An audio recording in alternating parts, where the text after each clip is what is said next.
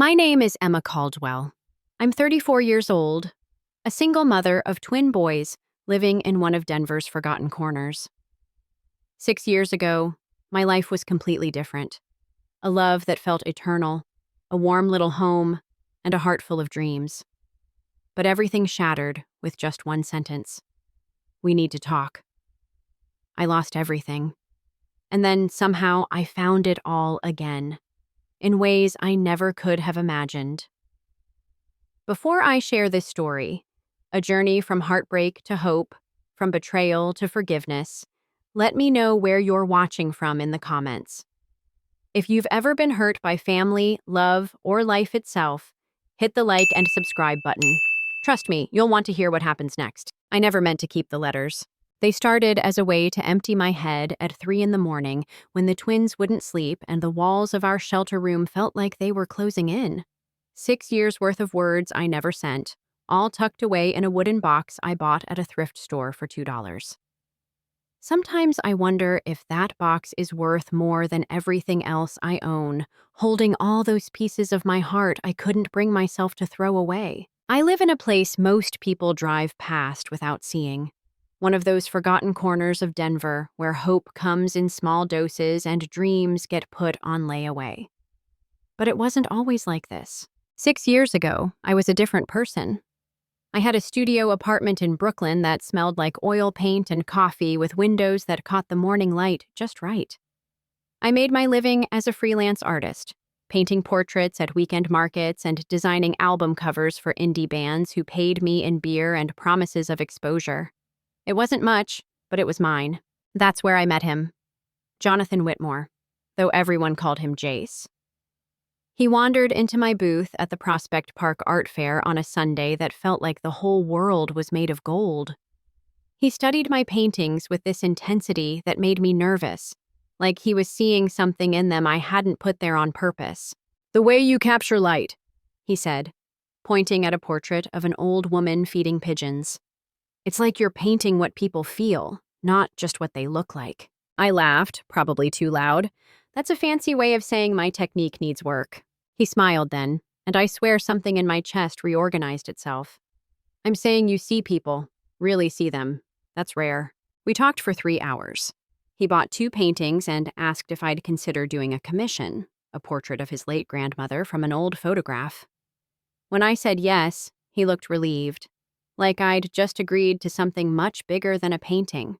Jace wasn't like anyone I'd dated before.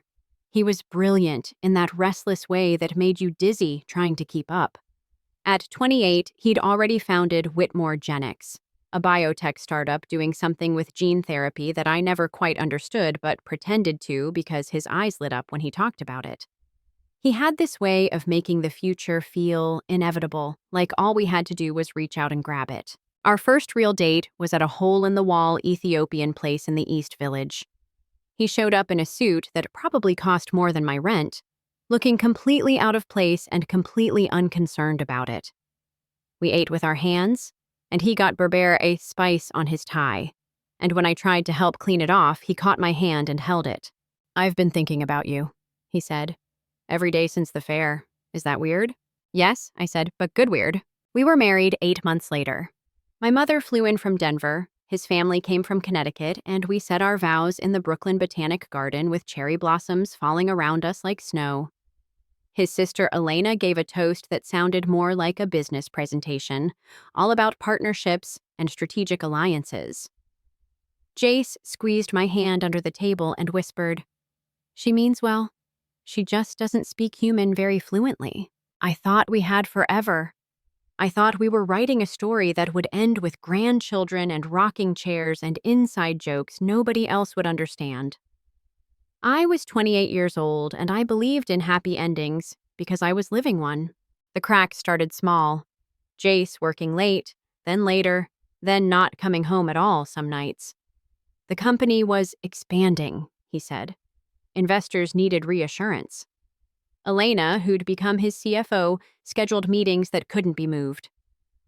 I painted alone in our Tribeca loft, surrounded by his absence. The day everything changed started like any other. Jace had been distant for weeks, but I'd gotten good at making excuses. Stress from the new funding round, pressure from the board, normal startup growing pains that would pass once things settled down. I was painting a commission, a family portrait for a couple in Park Slope, when Jace came home in the middle of the day. His face was gray, like someone had drained all the color out of him. "We need to talk," he said. Those 4 words. They never mean anything good, do they? He sat on our white couch, the one we'd bought together at a sample sale, arguing about whether it was ivory or cream. His hands were shaking. I'd never seen his hands shake before. "The tests came back," he said, "from the fertility specialist. We'd been trying for a baby for 6 months. When nothing happened, Jace insisted on tests. He approached it like a problem to solve, a bug in the code that just needed the right fix. I went along because I thought it would ease his mind. "It's me," he said. "The issue is me. The doctor said—" He stopped, swallowed. "Less than a 1% chance, basically impossible." I reached for him, but he pulled away. "Jace, it's okay. We can adopt or try IVF or—" "You don't understand." His voice was hollow. "My whole life, I've been able to fix things, to make things work. But this—" He stood up, walked to the window.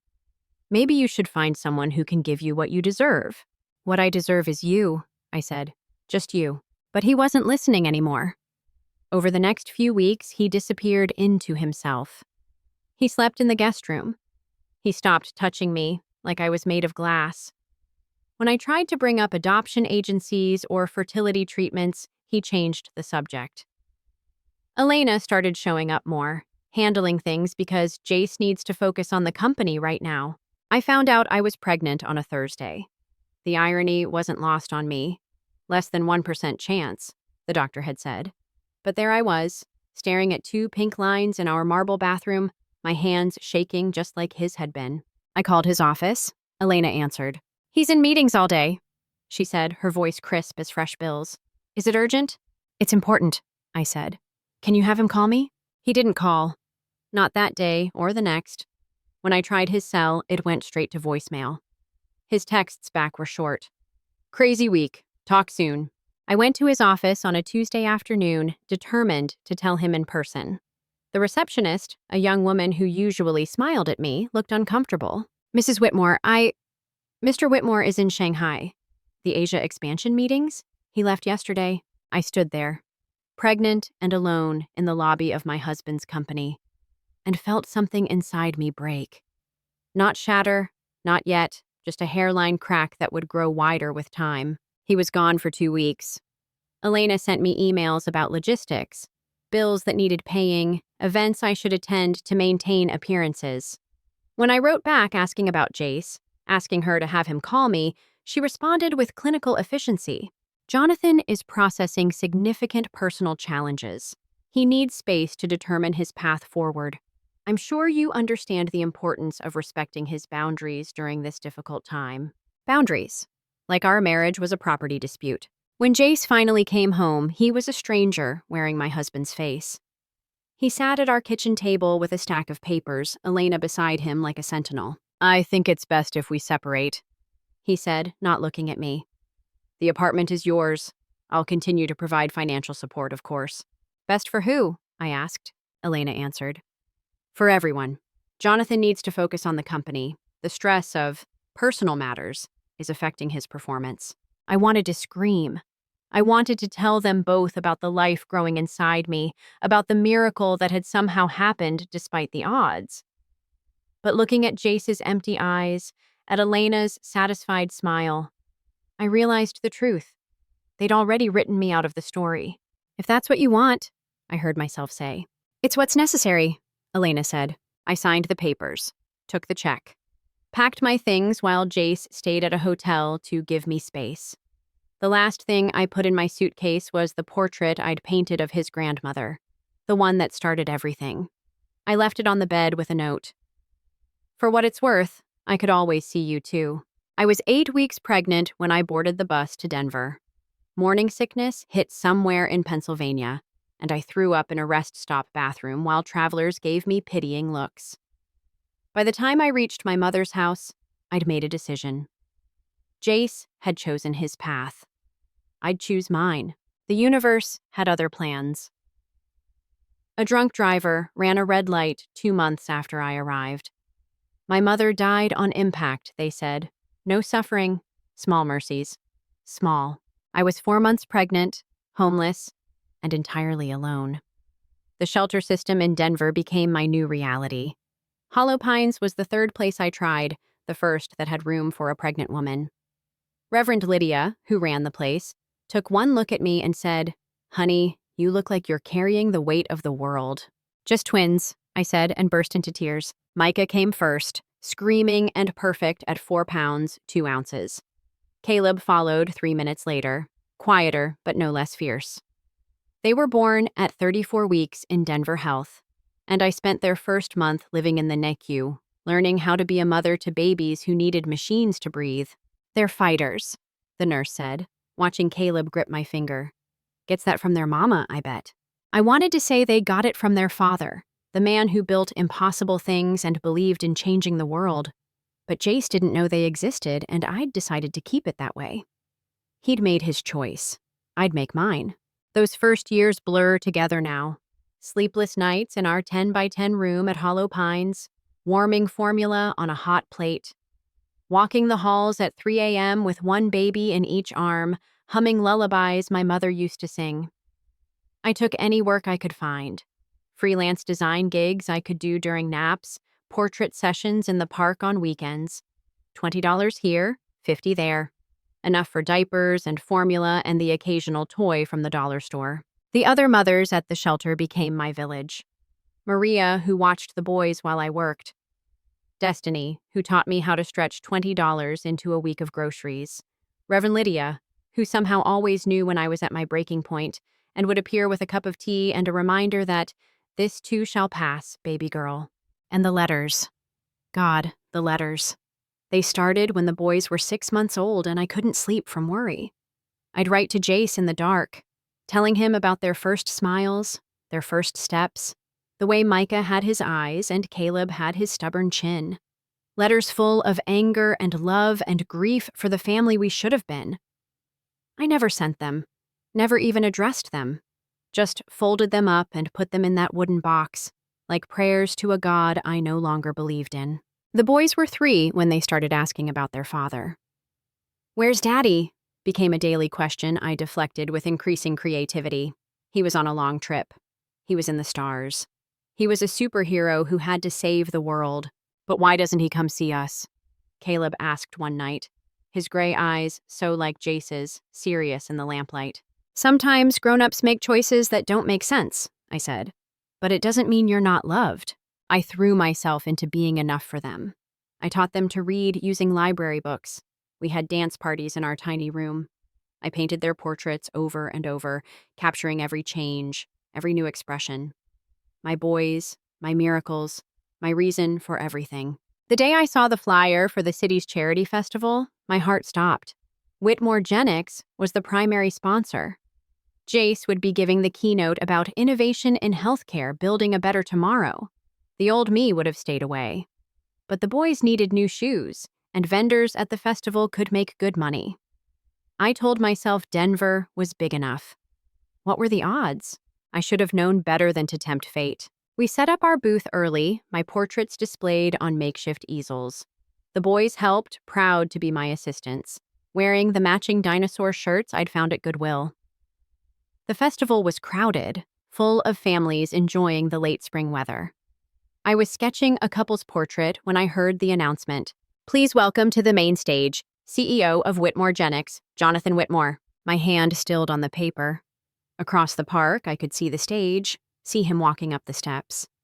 6 years later, and he still moved the same way, confident and purposeful. He looked older, tired, maybe, but still Jace. "Mommy, can we go see?" Micah tugged at my shirt, pointing at the stage where Jace was beginning his speech. "We need to watch the booth, baby," I said, but the boys were already moving, drawn by the crowd and the spectacle. "Wait, Tick!" They ran. 2 5-year-olds on a mission, weaving through the crowd while I abandoned my station to chase them. By the time I caught up, they'd reached the front of the stage area. Jace was mid-sentence, talking about breakthrough treatments and second chances, when Caleb tripped over someone's bag and fell hard. His cry cut through the ambient noise. Micah immediately went to his brother, trying to help him up, and in the chaos, they ended up on the stage steps.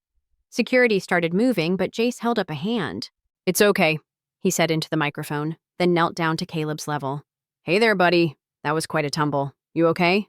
Caleb, tears streaming, nodded bravely. Jace helped him up, and for a moment, they were face to face. Father and son, though only one of them knew it. I watched Jace's expression change, confusion flickering across his features as he took in Caleb's gray eyes, the shape of his nose, the stubborn set of his jaw, even through tears. "What's your name?" Jace asked softly. "Caleb," my son said. "This is my brother Micah." Jace looked at Micah then, and I saw the exact moment recognition started to dawn. Not full understanding, not yet, but something. A ghost of possibility. That's when I reached them, breathless and mortified. "I'm so sorry, they got away from me." Jace looked up at me, and time stopped. 6 years collapsed into nothing. We were back in that Brooklyn studio, back in the garden with cherry blossoms falling, back at the kitchen table with papers between us. His mouth opened, shaped my name without sound. "Emma," I grabbed the boy's hands. "We have to go. Sorry for the interruption." But Micah, my social butterfly, wasn't done. "Are you the man talking about helping sick people? Our mom helps people too. She draws their faces and makes them happy." "Does she?" Jace stood slowly, his eyes never leaving mine. That's wonderful." The crowd was restless. Elena appeared at the edge of the stage, her face a mask of professional concern that didn't quite hide her irritation. She whispered something to security, then gestured sharply at Jace. "I have to—" He gestured at the microphone, at the waiting audience. "But don't go, please. We need to talk." I almost ran. Every instinct screamed at me to take the boys and disappear into the crowd, to protect the life we'd built without him. But Caleb's hand in mine was sticky with cotton candy, and Micah was waving at Jace like they were old friends, and I was so tired of running. "We'll be at the blue booth," I heard myself say, "the one with the portraits." The rest of his speech was a blur. I went through the motions of returning to our booth, settling the boys with coloring books, smiling at potential customers.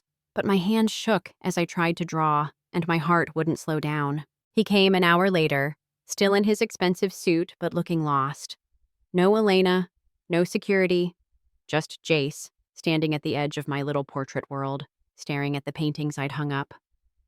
Most of them were of the boys. Every age, every mood, every milestone he'd missed. "They're mine," he said. Not a question. "They're mine," I corrected. "I raised them. I was there for every fever, every nightmare, every first day of school." "I didn't know." His voice broke. "Emma, I swear I didn't know." "How could you not know?" The words came out sharper than I intended. "I tried to tell you. I called, I emailed." "What emails?" He pulled out his phone, scrolling frantically. Elena handled my personal correspondence during that time. She said you'd agreed to no contact, that it was better for everyone. A cold weight settled in my stomach. She said you were processing, that you needed boundaries. We stared at each other, 6 years of miscommunication crystallizing into a horrible clarity. Behind us, the boys argued over crayons, blissfully unaware their world was shifting. "I need to know everything," Jace said. "Please." So, I told him. The pregnancy test in our marble bathroom. The emails to Elena. The bus ride to Denver. My mother's death. The shelter.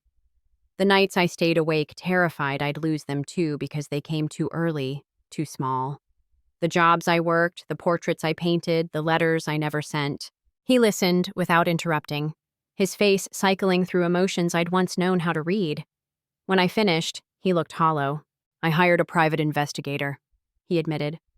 "After you left, they said you'd gone back to Denver, that you were fine, starting over. Elena showed me an email from you saying you needed space to heal. I thought you were better off without me." "I never sent any email like that." "I know that now." He watched the boys who'd abandoned coloring to chase pigeons. "What are they like? What did I miss?" The question broke something in me. "Everything. You missed everything." That night, Elena called my cell. I didn't know how she got the number until she mentioned her resources. "I understand you ran into Jonathan today," she said, voice smooth as poison. I hope you understand the delicate situation. He's built something important. Whitmore Genix is on the verge of breakthrough treatments that will save lives. Personal complications could jeopardize everything. Personal complications? I laughed, bitter. Is that what you call his children? I call them leverage, she said, which is why I'm prepared to offer you a substantial sum to relocate. Portland is lovely. San Diego has excellent schools. You want me to disappear. Again. I want what's best for everyone. Jonathan included. He's not equipped for this. He never was. That's why I protected him before. Protected him? You stole his choice. You stole mine. I prevented a disaster. Do you really think a man who fell apart over infertility could handle the pressure of fatherhood?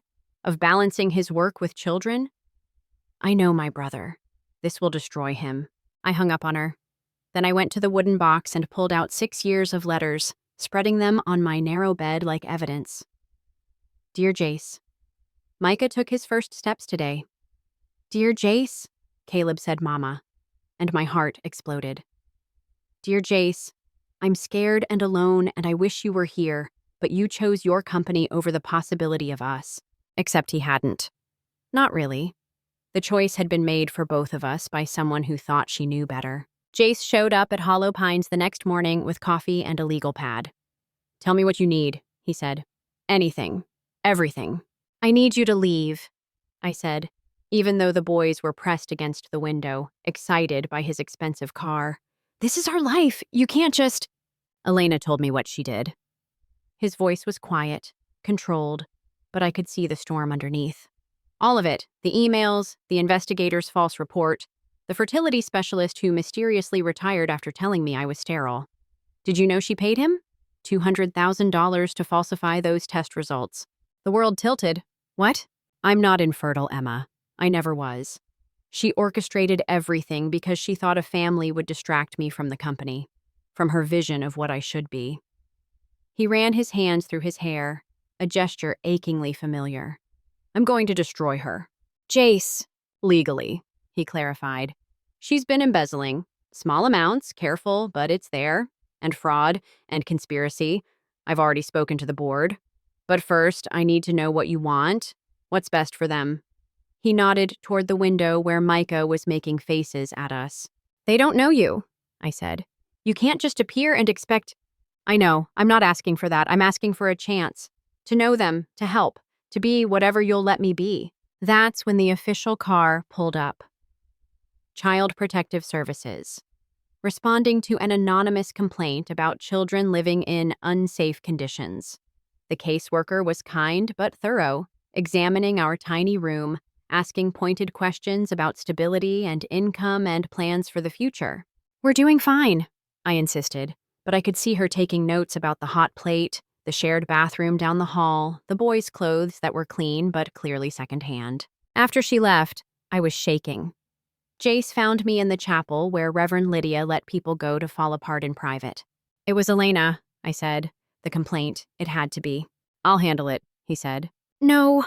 I stood up, years of polite silence crystallizing into rage. I'll handle it. I've handled everything else, but I need help. Not charity, not pity. Just help. That's how we ended up in his lawyer's office, building a case not just against Elena, but for us. For the family we might have been, might still be. The boys came with us, charming the receptionist, turning the conference room into a fort. Watching Jace watch them, seeing himself in their movements, their expressions, their stubborn determination to stack law books into the tallest tower possible, it hurt in ways I'd forgotten I could hurt. Elena made her move fast. The shelter got an eviction notice. 30 days to vacate. The new property owner wanted to renovate. The new owner being a shell company that traced back to her, of course. She's trying to force my hand, I told Jace. Make me desperate enough to take her money and run. What she's doing, his lawyer said, is providing evidence of harassment and conspiracy. Keep documenting everything. But legal battles take time, and we had 30 days. Less, really. The other families at Hollow Pines were panicking, and Reverend Lydia was trying to find placement for everyone, and I was back to that familiar feeling of walls closing in. Move in with me, Jace said. Temporarily, just until we sort this out. Absolutely not. Then let me get you an apartment. Month to month. The boys need stability while we fight this. I took the apartment. Not for me, but for them. For Micah, who'd started having nightmares about having to leave. For Caleb, who carefully packed his dinosaur collection every night, just in case. The place was modest, but clean, with a real kitchen and separate bedrooms and a tiny balcony where I could grow herbs. It's so big! Micah spun in circles in the living room. Can we really stay? For now, I said, hating the uncertainty in my own voice. Jace came by every few days. Carefully, respectfully, like he was approaching wild animals. He brought groceries, fixed the leaky faucet, read to the boys while I painted, earning money I didn't have to spend on rent. Slowly, they warmed to him. Mr. Jace became something mumbled that might have been Dad if you listened with your heart instead of your ears. The court date approached like a storm system.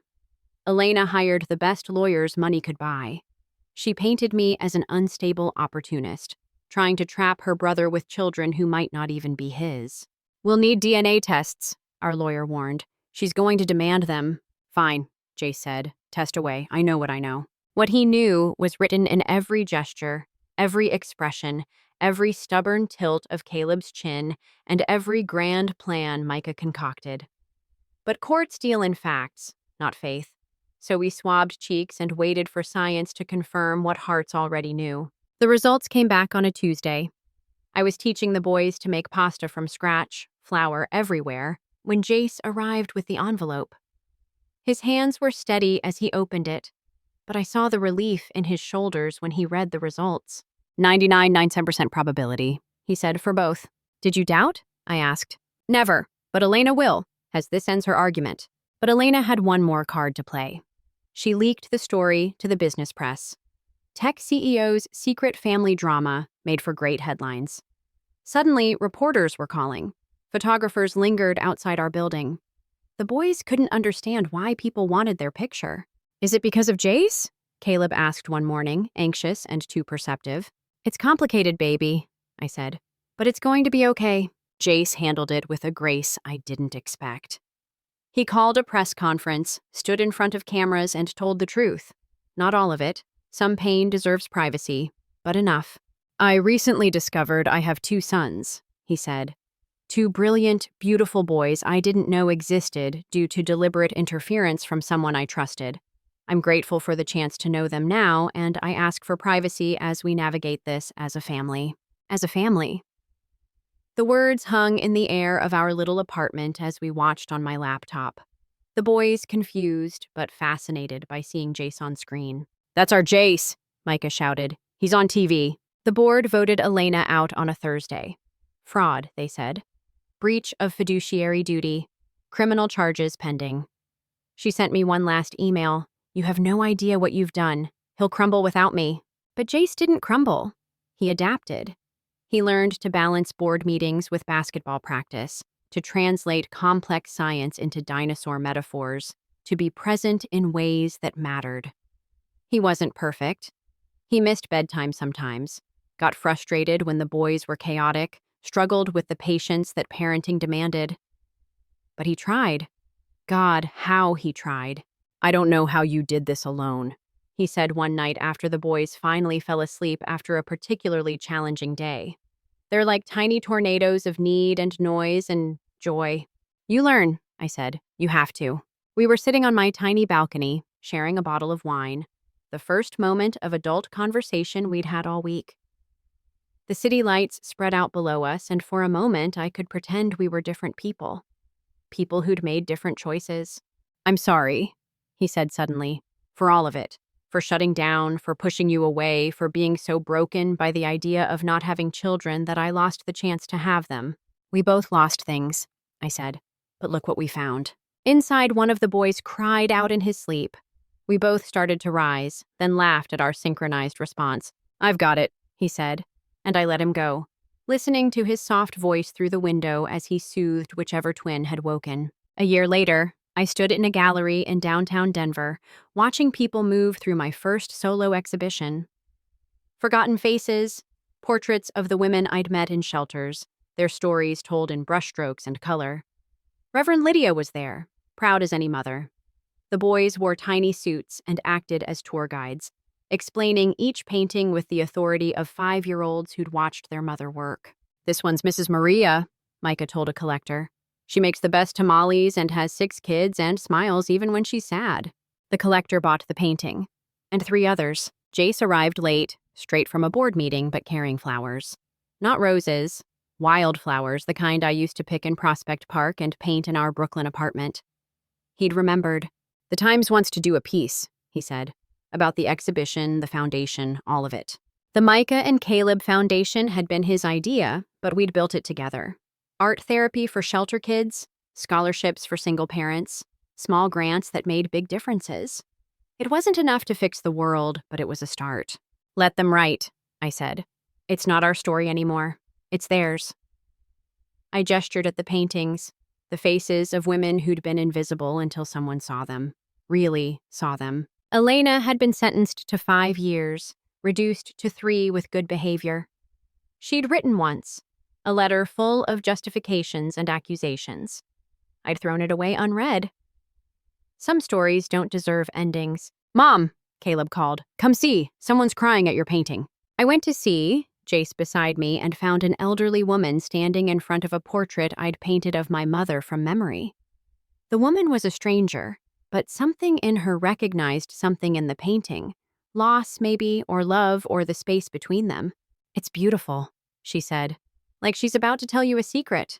That night, after the boys were asleep in their own rooms in our new house, not fancy, but ours, I found Jace on the porch, reading. Not reports or proposals, but one of the letters from my wooden box. I'd finally let him see them. All those years of words I couldn't send. "This one," he said, showing me, "from when they turned 3. You wrote about wondering if they'd inherit my stubbornness or your ability to find beauty in broken things." "Both," I said. "They got both." He pulled me close then, and we sat in the quiet, watching the stars. We weren't the people we'd been in Brooklyn. Too much had happened, too much time had passed. But maybe that was okay. Maybe love wasn't about fixing what was broken, but learning to see beauty in the cracks. "I love you," he said. Still, again, always. "I know," I said. And I did. Not the desperate, consuming love of our 20s, but something steadier. Something that had survived the worst and chosen to try again. Inside, one of the boys called out for water. We both smiled, neither moving. "Rock, paper, scissors?" he suggested. "You're on." We played, laughing quietly in the dark. He won, but went anyway because that's what you do. You show up, you try again. You learn that some things don't need to be fixed, just accepted and loved, in a new way. The letters still sit in their wooden box, but I don't write them anymore. There's no need.